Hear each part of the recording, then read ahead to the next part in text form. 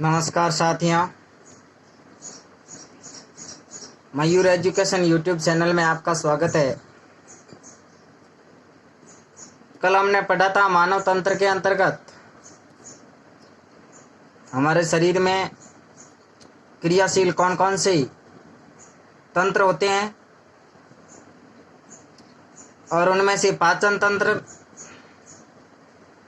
में हमसे मुख से शुरुआत की थी। आहार नाल में मुख से शुरुआत की थी,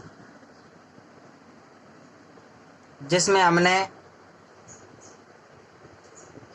दांत पढ़ लिए थे।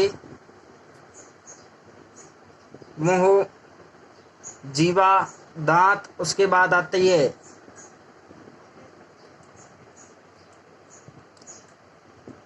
ग्रसनी। मुख, गुहा, जीवा एक छोटी सी कूपीनुमा ग्रसनी से जुड़ी होती है। जो हमारे मुंह के अंदर जीवा होती है, जीभ होती है, वह एक ग्रसनी से जुड़ी हुई होती है। ग्रसनी से होकर भोजन आहार नाल तथा श्वास नाल में जाती, वायु श्वास नाल में जाती है।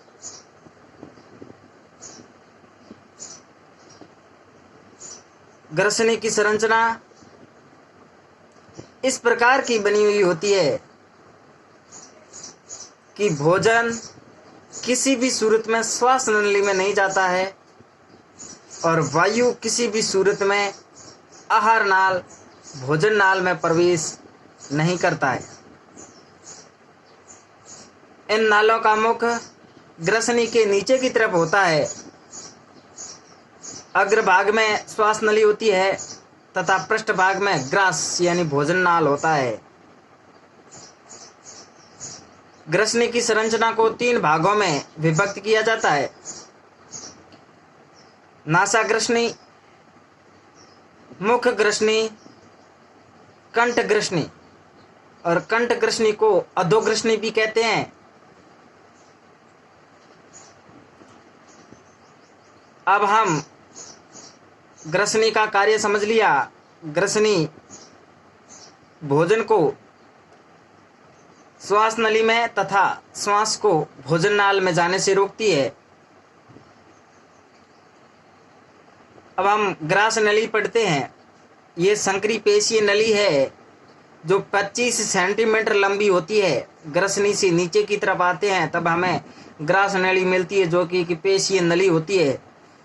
जो पेशीय नली का मतलब पेशियों द्वारा बनी हुई होती है, जो करीब 25 सेंटीमीटर लंबी होती है। इसका मुख्य काम भोजन को मुख, गुहा से आमाशय में पहुंचाना। ग्रास नली से कुछ श्लेष्मा ग्रंथियां मिलती है। इस ग्रंथियों से जो श्लेष्मा भोजन को लसदार बनाता है,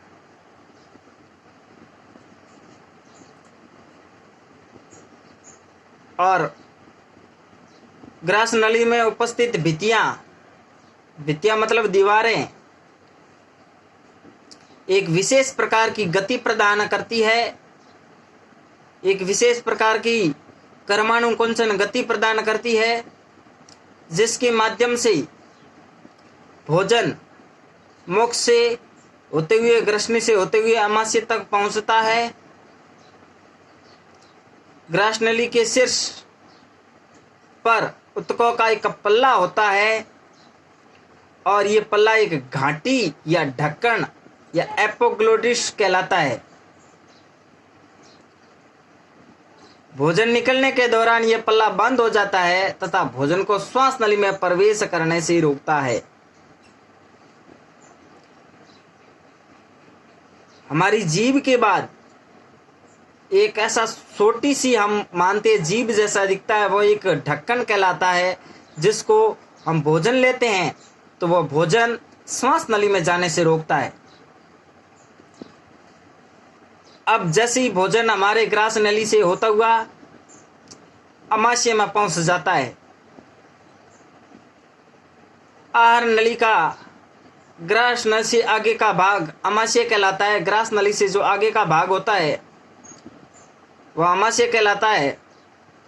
ये एक पेशीय जे आकार की संरचना है जो ग्रास नली व ग्रहणी तथा उदर गुहा के बाई से तथा मध्य पट के पीछे स्थित होता है।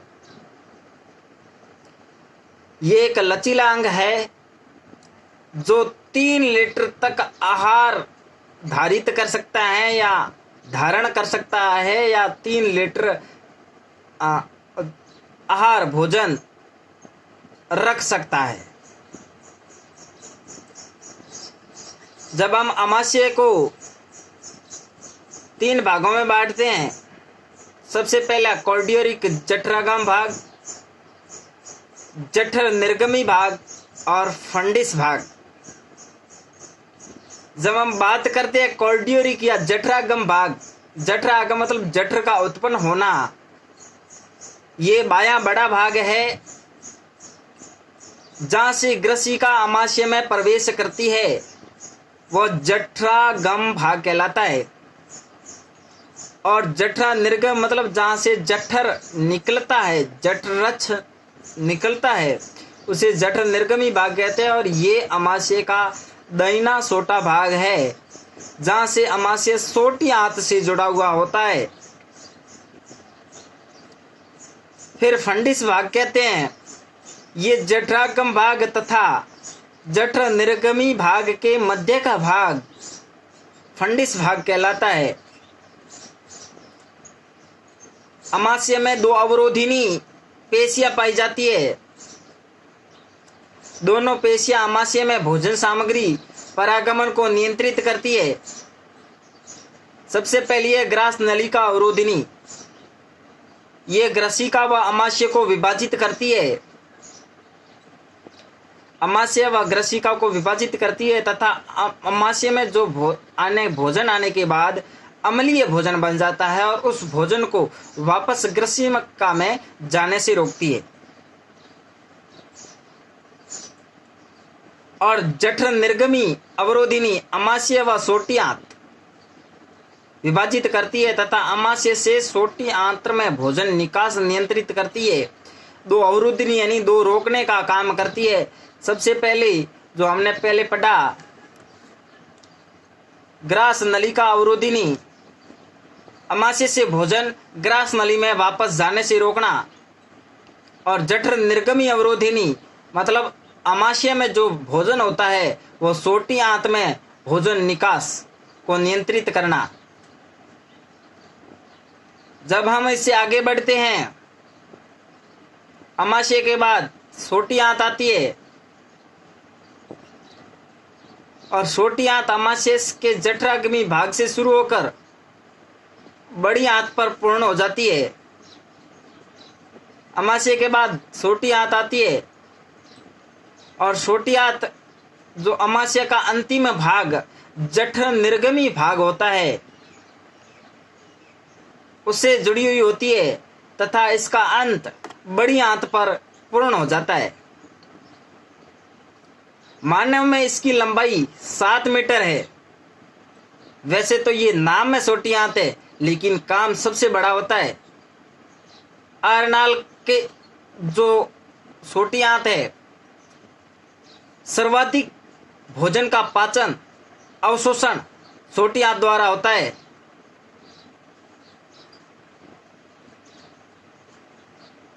किस किस पोषक तत्व का अवशोषण छोटी आंत में, अमाशय में, बड़ी आंत में होता है, ये हम आगे ग्रंथियों तथा उसके एंजाइमों में पढ़ेंगे। अब हम आगे देखते हैं। छोटी आंत को भी 3 भाग में बांटा गया है। सबसे पहले पढ़ेंगे ग्रहणी, उसके बाद पढ़ेंगे अग्र शुद्रांत्र और शुद्रांत्र। ग्रहणी अमाशय से जुड़ा हुआ ग्रहणी अमाशय से जुड़ा हुआ छोटी आंत का पहला सबसे छोटा भाग है जो अमाशय की जठर निर्गमी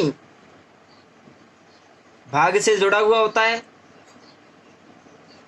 ये भोजन को रासायनिक पाचन एंजाइमों द्वारा सबसे महत्वपूर्ण भूमिका निभाता है।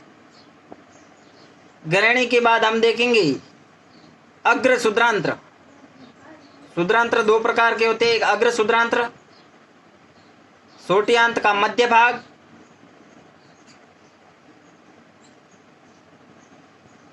ग्रहणी के बाद सोटी आंत में अग्र शुद्रांत्र आता है और यहाँ ग्रहणी में पचित रस का अवशोषण किया जाता है। मुख्यतः अवशोषण का कार्य विशेष प्रकार की कोशिकाएं, जिन्हें आंतरिक कोशिकाएं कहते हैं, द्वारा संपादित किया जाता है। अग्र शुद्रांत में एक विशेष प्रकार की कोशिकाएं, जिन्हें आंतरिक कोशिकाएं कहते हैं, आंतरिक कोशिकाओं द्वारा भोजन का अवशोषण संपादित किया जाता है। शुद्रांत्र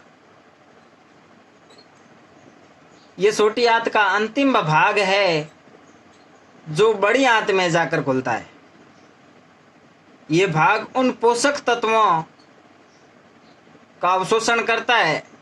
विशेष पित्त, लवण व विटामिन का अवशोषण छोटी आंत के शुद्रांत्र भाग में होता है।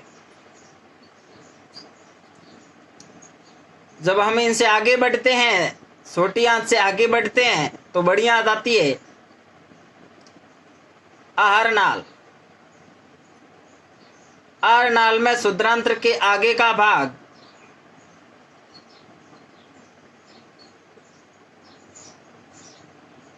बड़ी आंत से जुड़ा हुआ होता है।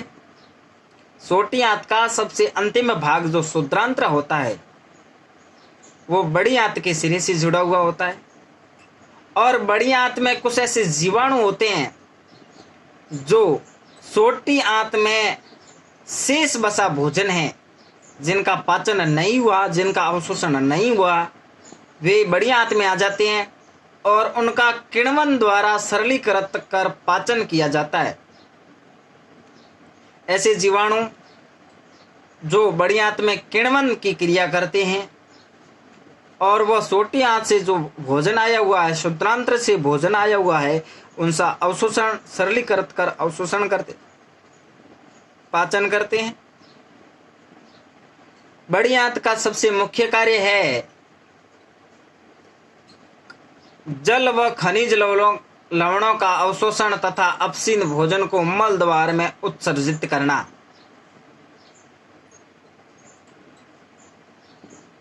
मनुष्य की बड़ी आंत को भी 3 भागों में बांटा गया है। अंधांत्र, वृद्धांत्र और मलाशय। यह भाग शुद्रांत्र से जुड़ा हुआ होता है। अंधांत्र